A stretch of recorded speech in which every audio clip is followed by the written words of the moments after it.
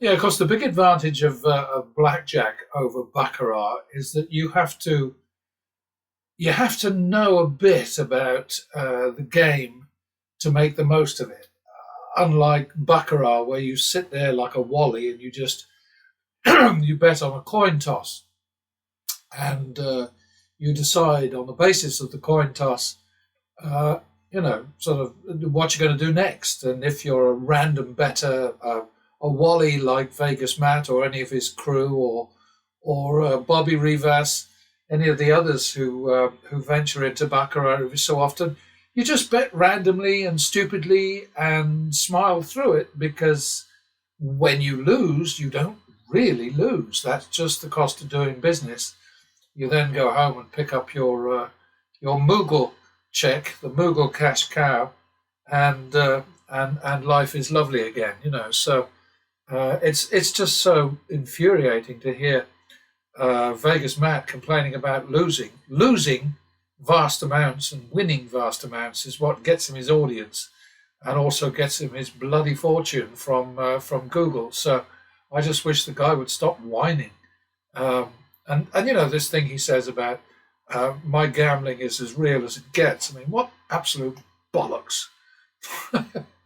you know, Real gamblers with real money that they may or may not be in a position to lose are a different kettle of fish to a guy who knows he's going to end up ahead at the end of the day, whatever happens in the casino. So the guy's he's a fraud, I think. Anyway, this was the last one at whatever time it was, and so I'm just going to stop the clock for a moment and go and find a new shoe. And we're off again. And once again, I want to stress I have no idea what's coming. I don't care what these silly buggers who say that I manipulate this thing or control it or whatever. And if they just talk to the Wizard of Oz, Mike Shackelford, he'd put them straight, I'm sure. Not going to win. Oh, it's not going to lose either. Oops, I'm supposed to be not. Oh dear, I just overbet. Oh, that's all right. Okay, we'll go back to them. No, no, we won't. It's 1, 2, 3. I'm trying not to do this sort of like hitting the button on the left, because it's just a waste of time. I should just try and remember the bet and take it from there. Ooh! That's going to be 2, 3, isn't it?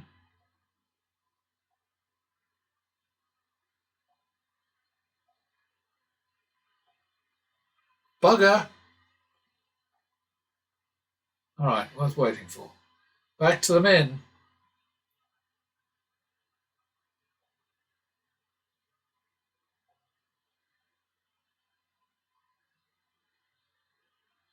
Okay, +1.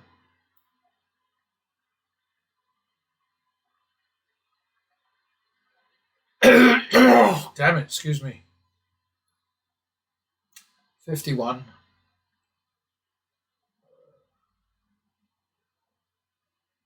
Repeat that one.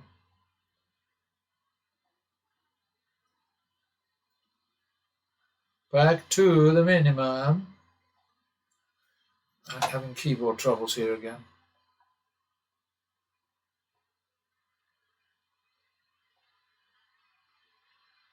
Double for the loss.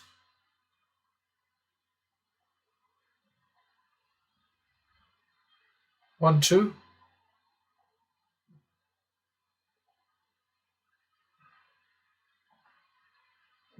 Back to the min.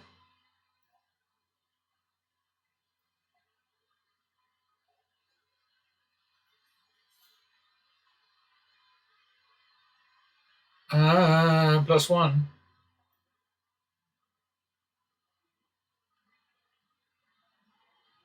51. Repeat that one, not quite enough. 1, 2. Catching a few of those, aren't we? They're very, very much appreciated. Thank you, Wizard. I don't think he listens. +1.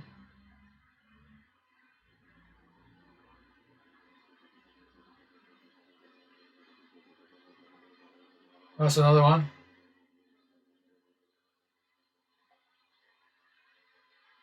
One, two.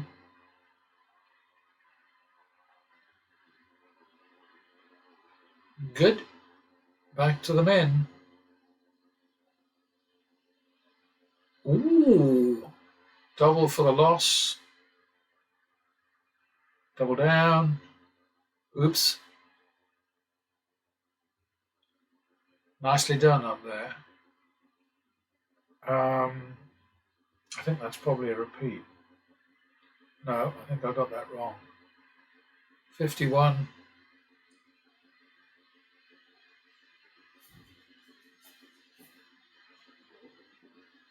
That's a repeat. All right. Back to the men.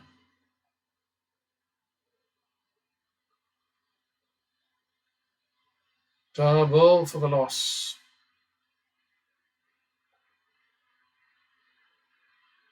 One, two. Double down. Oops. That didn't go so well, did it? 5, 6.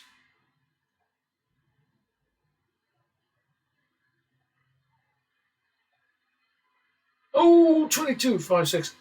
11, 6. Drop to 3.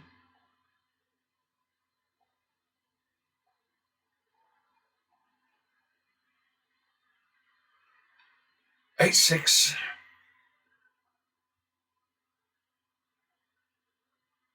Oh dear. 8, 6, 8, 6, 14. 20. Better make it 20, 25, I think. That didn't work so well, did it? I'm going to go 4.5, 5, and then we'll run away.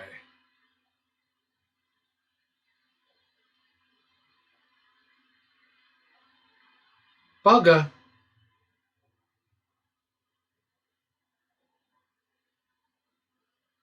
All right, so that's 9.5, 10. And I'll just stop the clock for a moment.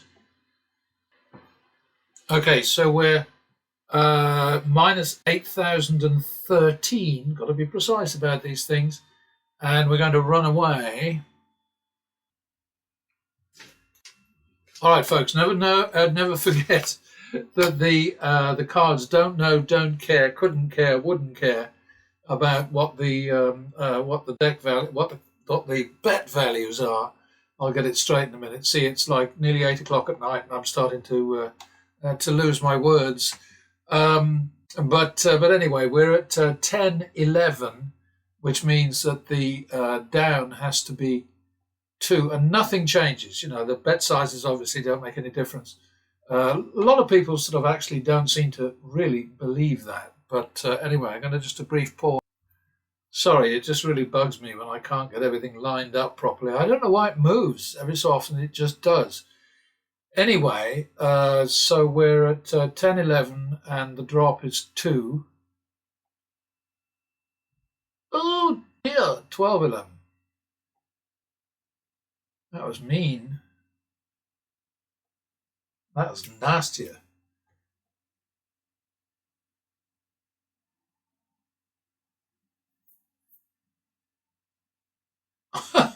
Jesus. I mean, when it goes wrong, this game, it's just incredible. 14-11. Finally! 12-11.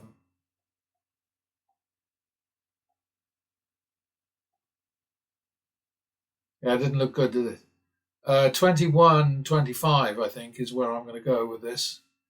You've got to build that turnaround profit, 21-25. Look at that. Unbelievable. I mean, like I say, when it goes bad, it just, anyway, 21-25 is already a turnaround, so we'll just leave that alone. 21-25, 46, 50. I'm going for it, because then we'll obviously have to run away. 46.50. There we are. Okay. Boy, that was shitty. 46.50, but we turned it around. We're at a profit of 4,000 in 10 minutes, which is bad for us. But we'll go back to the minimum and probably play this shoe out. I don't know. I'll just see. But what it does, when I play through with these things, is that it just lets you see that if you can hang in there, if you've got the money to hang in there, look at that up there. You can make serious progress. Now I don't remember what the bet was, so that's why I had to do the repeater there. All right, that's like 2-3, I think. Look at that. Horrible. Horrible.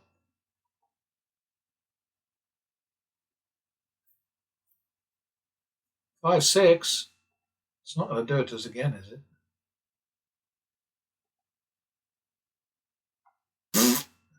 5-6 back to the men. But this is the thing, I think, the people who don't bother to learn the numbers, to observe the game properly and get information out of it that's good forever. I mean, there are major wobblies, there's major volatility, but it comes along regularly, not frequently, but it comes along often enough to teach us lessons, and we need to learn those lessons. I'm going to have to go back to hitting the repeat thing because I just don't have the brains to hang in there. Double for the push. Double down. Oops. All right. So there's 2, 4, 5, 5. I think that's probably 5, 6. All right. We're getting mucked about here. That's a double. And we just made it. Look at that. All right. And the whole rounding up thing, that's just all about making sure that when you get to the turnaround and you win it, you make a decent amount of profit on it. I mean, all this crap about sort of getting, you go through hell and then you end up with a 1 unit profit. I mean, that's ridiculous. It's no wonder the casinos are so rude about the martingale.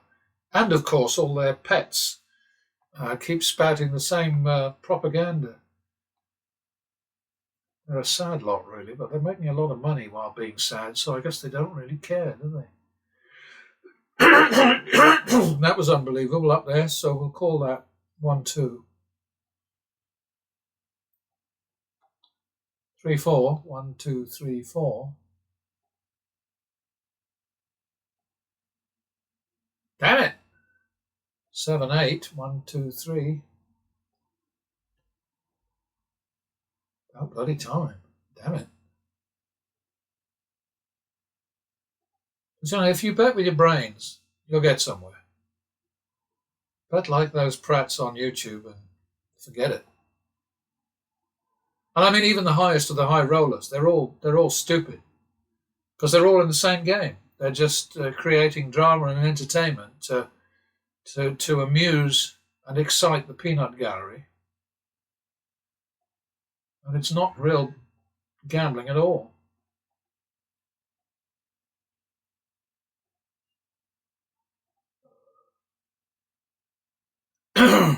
Hate it. Double for the push. All right, that's good enough. I say, don't you dare again.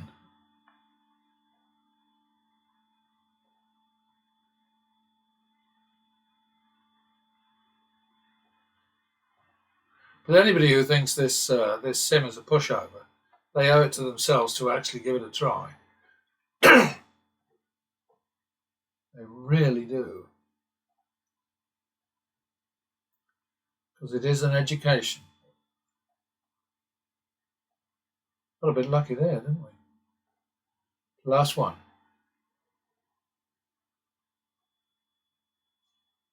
Yeah, if I don't use the repeat button, I'll just make more mistakes, and there's no point in that.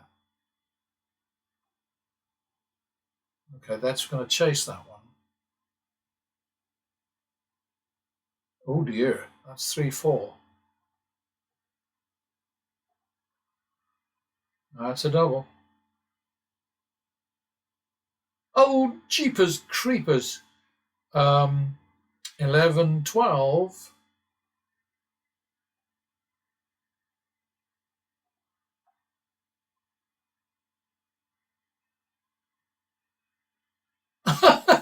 Jesus Christ. Oh dear. And this is the sim that I'm supposed to be manipulating. 11-12. Okay, I'm not running away from this one, okay? 11-12. I just lost 24. So that's got to be 35, which is in hundreds, of course. 35-40.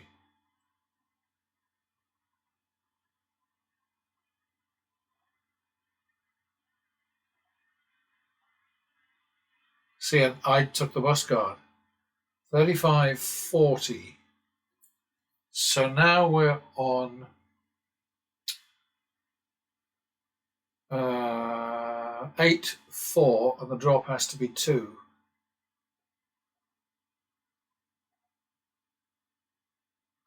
Boy, oh boy.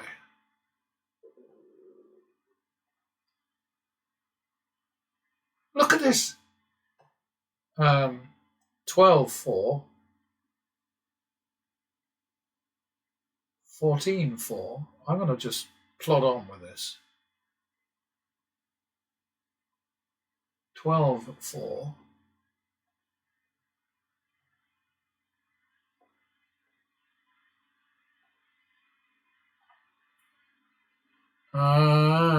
But it'd be 8-8, so I'm going to make it 8-9 for the turnaround. Damn it. It's got to be 17-20 then, hasn't it?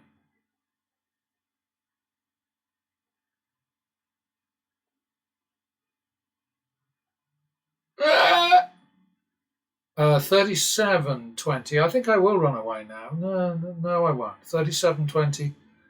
37-20. 37-20. The drop basically has to be 10.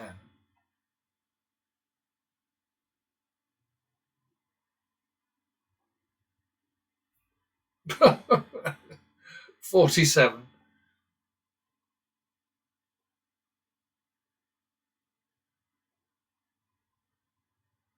37-20 it is. I think.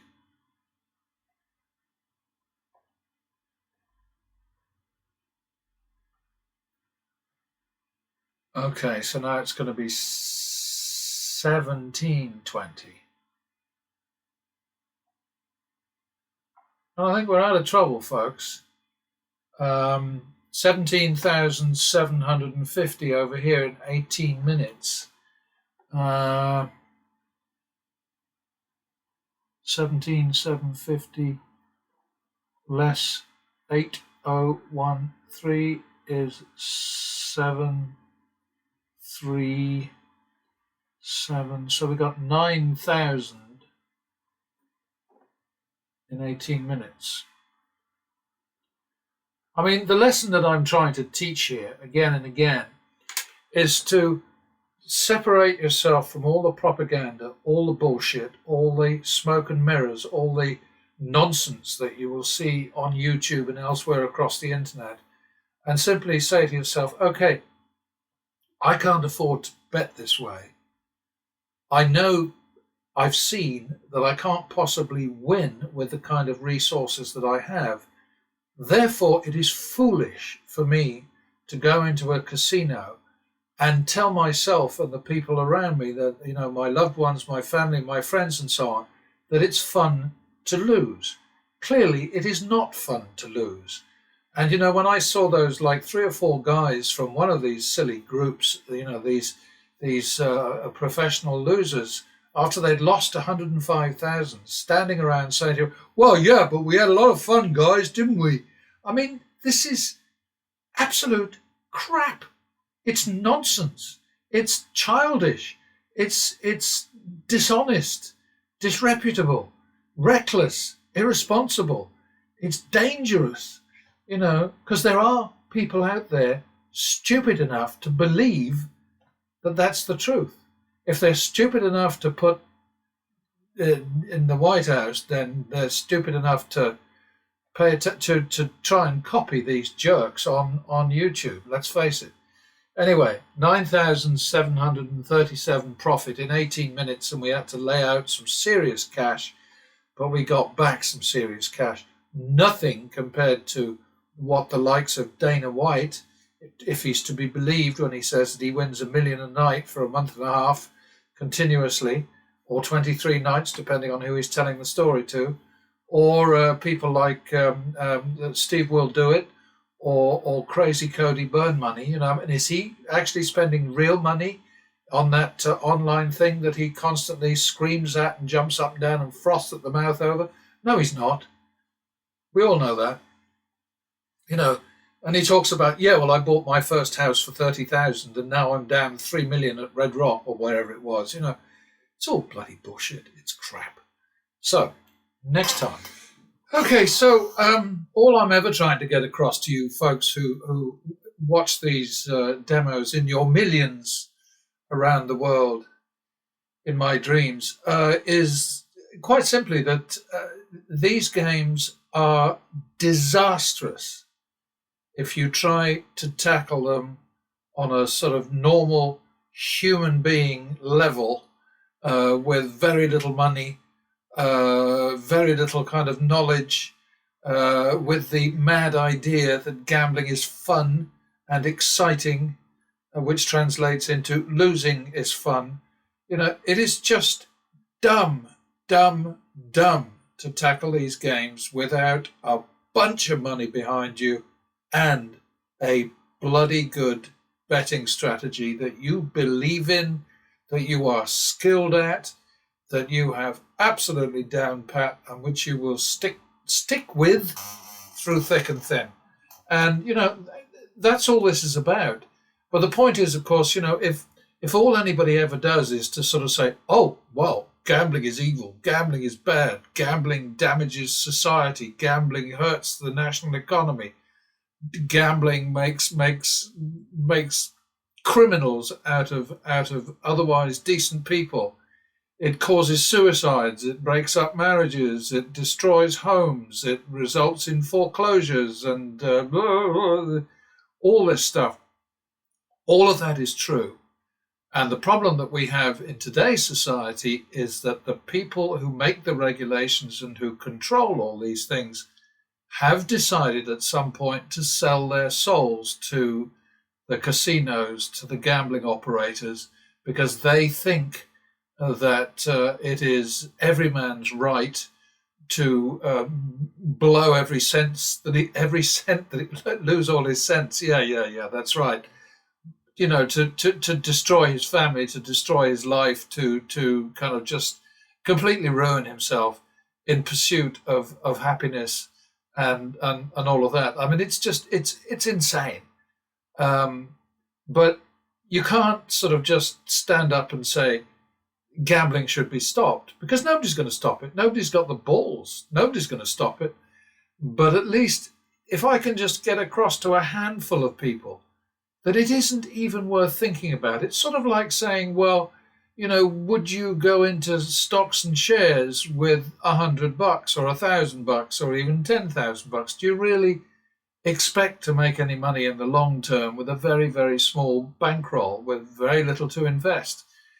And the reality of these games is just about the numbers. And that's why I persist in putting up these demos and these spreadsheet analyses of what's just happened.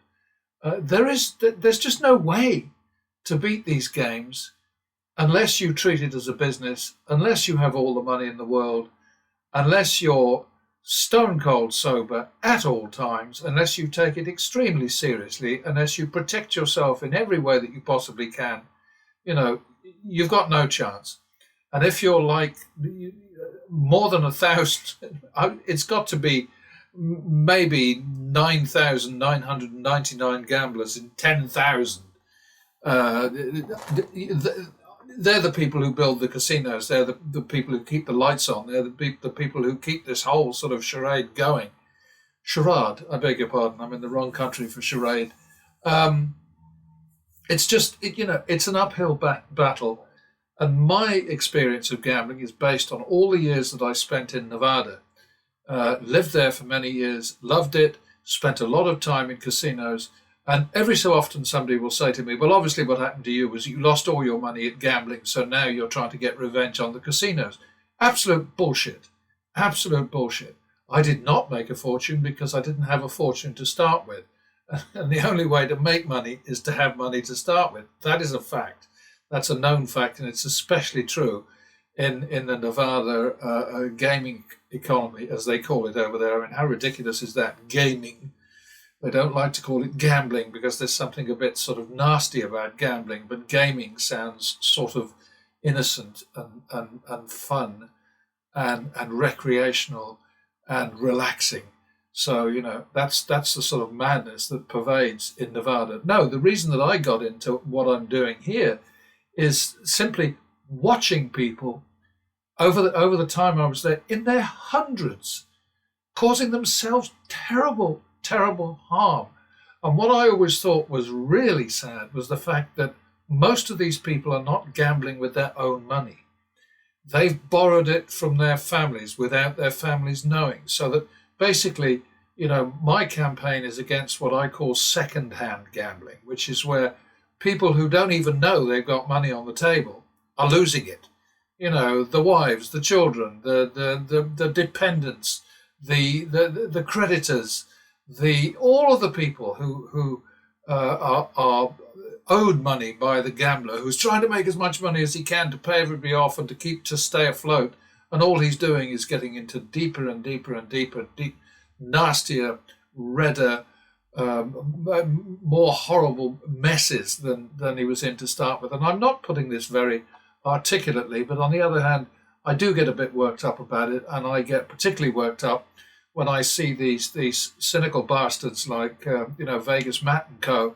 All these people promoting gambling for all they're worth, and they're getting well paid for doing what they're doing, while more than likely bringing in hundreds, if not thousands, of people into gambling who never thought of it before, because they're making it look exciting and fun and involving and thrilling, all of those things.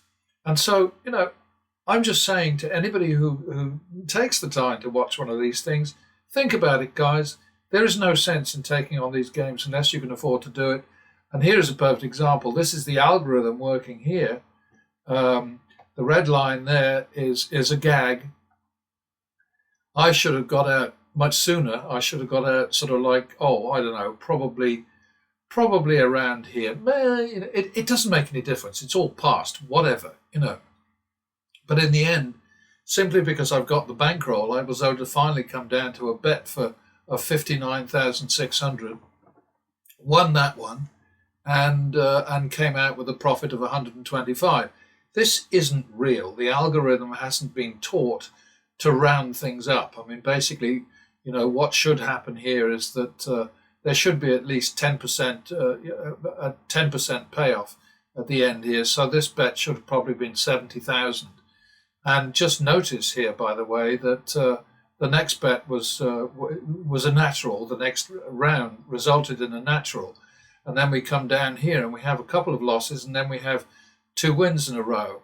And then we have, sort of some trouble here, but then we get a win double, and then a win here. So that always there is salvation, for want of a better word, just around the corner. But if you don't have enough money to get around the corner, then you're fucked. That's what it comes down to. You are screwed. So don't tackle these games unless you can afford to win. That's all I'm saying. And here the algorithm did, made a huge $3,000 on action of 270,000. So that's not really great, is it? That's only, that's a bit odd. Why does that say 296,600? Oh, that's, yeah, okay, I get it. That's because what happened here is that I didn't have a wrap up here because this was after 21. I don't have room for two different sets of numbers there. So this is just for this 21 bets here. That's the action, and then this is the total action for the whole 80. There were 84 bets totally, or 84 rounds in this last session, number 153, and it looked like this flat betting. It was roses all the way for a bit, and then sort of just wobbling up and down, and then a jump up, and then whoa, crash time. And these are the bits that build the casinos. These are the bits that drive people into bankruptcy and suicide and theft and so on. It's these little bits here. And for the casinos to pretend that they're just offering.